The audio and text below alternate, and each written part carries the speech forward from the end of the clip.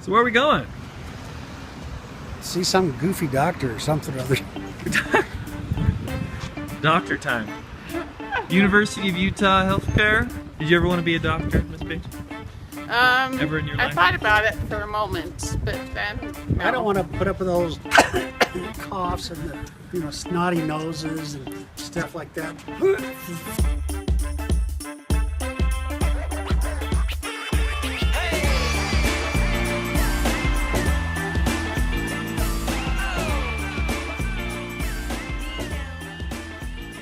So here we are. This is a doctor's office. Here we are with Dr. Pettit. Hey. What kind of a doctor are you? Oh, so I'm a dermatologist. And so basically I'm a doctor that specializes in treating conditions of skin, hair, and nails. Like acne. zits and rashes and Yes, big time. warts. The largest number of my patients that come in I'm treating acne. So zits and pimples and stuff like that. Yeah, so if I'm a seventh grader and I wake up in the morning Yeah. and I look in the mirror and oh no, there's a big third eye right there, and I blink these two eyeballs and that one doesn't move. What do I do? Yeah, probably one of the most important things you can do is to not squeeze it. A lot of times you think, oh, if I can just squeeze it and get all the stuff out, it'll be better, but it's more likely to scar. There's a lot of things you can do that you can just go without a doctor. So you can go to the grocery store and go to the acne section, and they've got over-the-counter medicines you can use with like benzoyl peroxide and salicylic acid. Interesting. Salicylic acid is also in aspirin. Oh, yeah, same type of thing, but different. This would be like a topical form for acne. Yeah? Topical meaning you... Oh, you put it on your skin. So it's like a cream or a lotion or something. One of the grossest things that I see are big cysts that people get.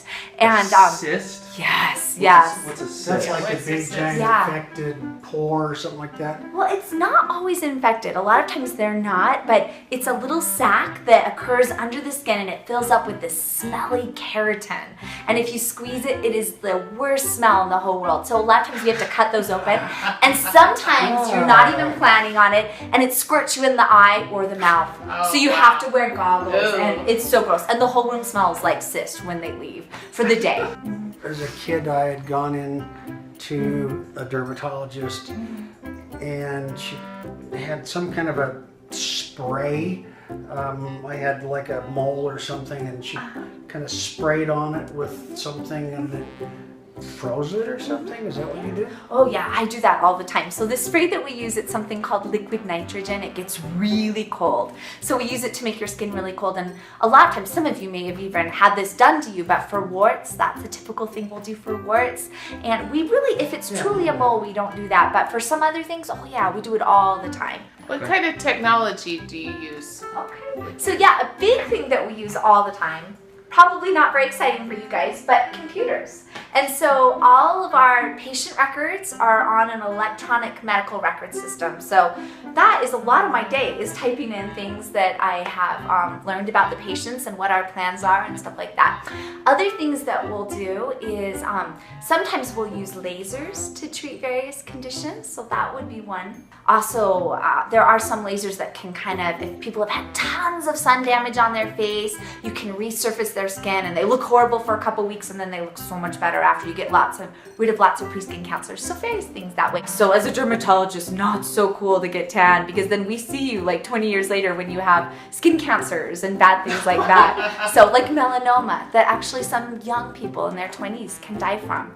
So that's why, tanning booths aren't safe. You really want to wear your sunscreen. How much schooling did it Oh, yeah. So basically, I finished high school and then I went to 4 years of college, of undergraduate. And then I went to medical school. So I did that for 4 years. Then I did a year of an internship and 3 years for my residency. So about 12 years after high school. I mean, yeah, exactly. 12 years after high school. So, yeah. That's a lot of freaking school. Yeah. Yeah, it was a lot, but can I just tell you it was so worth it. I wouldn't do anything else with my life because it's so fulfilling to be able to help people to get better. So you went to med school and med school is horrendously expensive? how did you afford that? Yeah, well, I wish I could say that my parents were rich enough to pay for it, but my dad said, after college, I'm not paying for anything else, you're on your own. And so I actually got into Georgetown Medical School, which is back in Washington, D.C. It was really expensive. Just the tuition each year was $29,000. And then there were all the living expenses too. So I decided to actually contact the military. So the Air Force, the Army, and the Navy all have scholarships to help pay for it. So I showed that I'd gotten into medical school and I was able to get this scholarship. So I joined the Army to pay for it. And so basically when I got done with medical school, I did my training, my residency, my dermatology training through the military. It was awesome. San Diego, I was with the Navy, I loved it.